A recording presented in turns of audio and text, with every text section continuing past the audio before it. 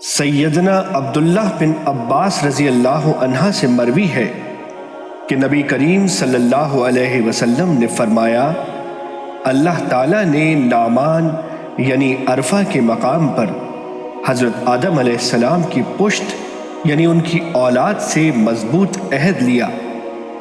اس کا طریقہ کار یہ تھا کہ اللہ تعالیٰ نے ان کی پیٹھ سے وہ ساری اولاد نکالی جو اس نے پیدا کرنی تھی، اور ان کو آپ علیہ السلام کے سامنے چونٹیوں کی طرح بکھیر دیا، اور پھر ان سے آمنے سامنے کلام کرتے ہوئے کہا، کیا میں تمہارا رب نہیں ہوں؟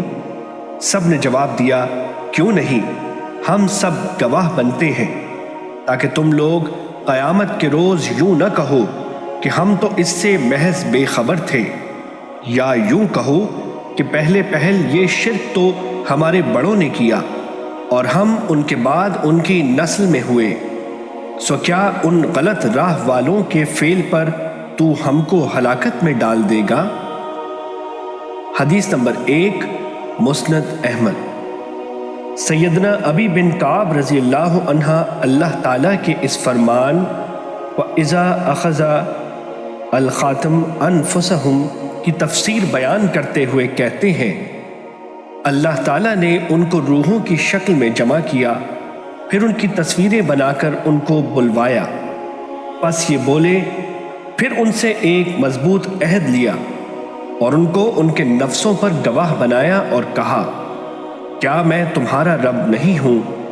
میں 7 آسمانوں اور 7 زمینوں کو تم پر گواہ بناتا ہوں، اور میں تمہارے باپ آدم علیہ السلام کو بھی تم پر گواہ بناتا ہوں، تاکہ تم قیامت والے دن یہ نہ کہہ دو کہ ہمیں تو اس چیز کا علم ہی نہیں تھا۔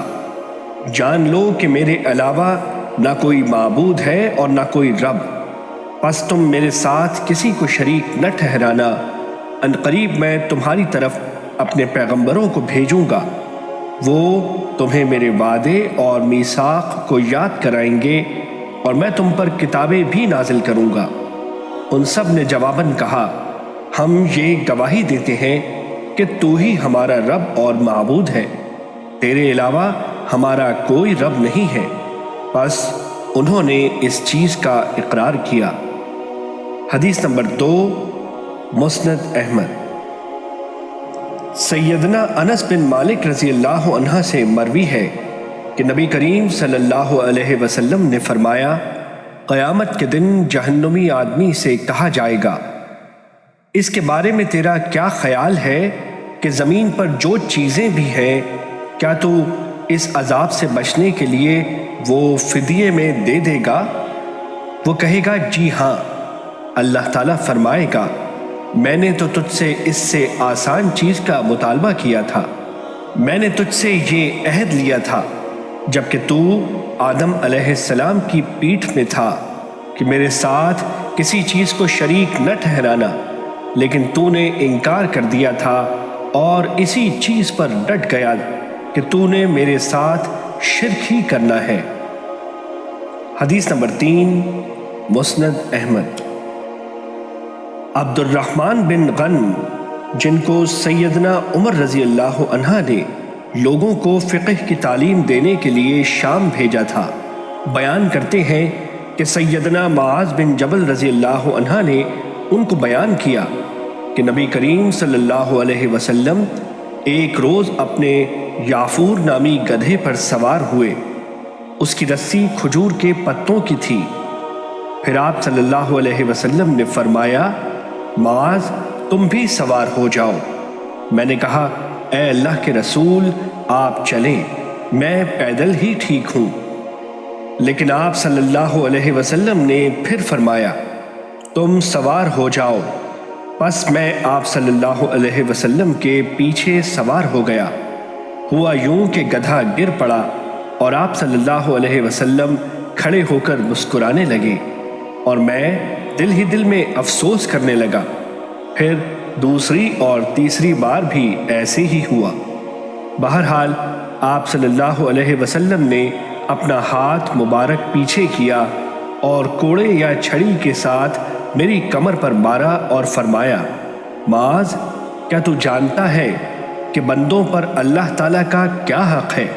میں نے کہا جی اللہ اور اس کے رسول ہی بہتر جانتے ہیں۔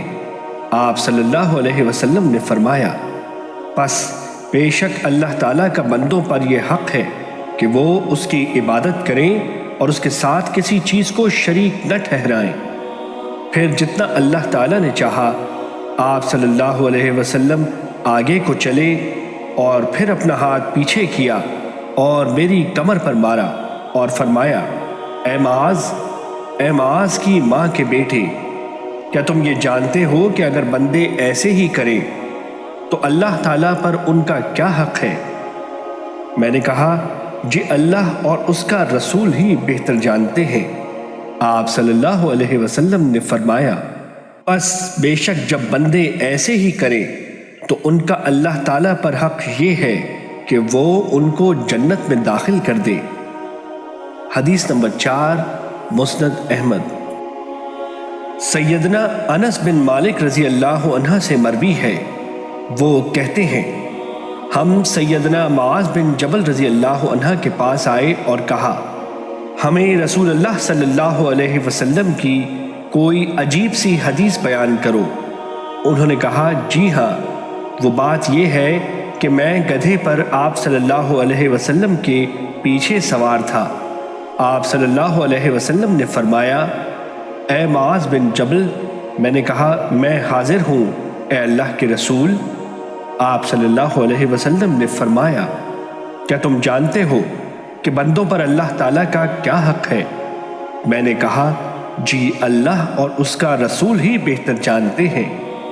پھر مذکورہ بالا حدیث کی طرح حدیث ذکر کی، البتہ اس میں جنت میں داخل کرنے کے بجائے یہ الفاظ ہیں کہ وہ ان کو عذاب نہیں دے گا، اور ایک روایت میں یہ زیادتی بھی ہے۔ آخر میں نے کہا اے اللہ کے رسول، کیا میں لوگوں کو یہ حدیث بیان کر کے خوشخبری نہ سنا دوں؟ آپ صلی اللہ علیہ وسلم نے فرمایا رہنے دو تاکہ وہ مزید عمل کرتے رہیں۔ حدیث نمبر 5 اور 6 مسند احمد۔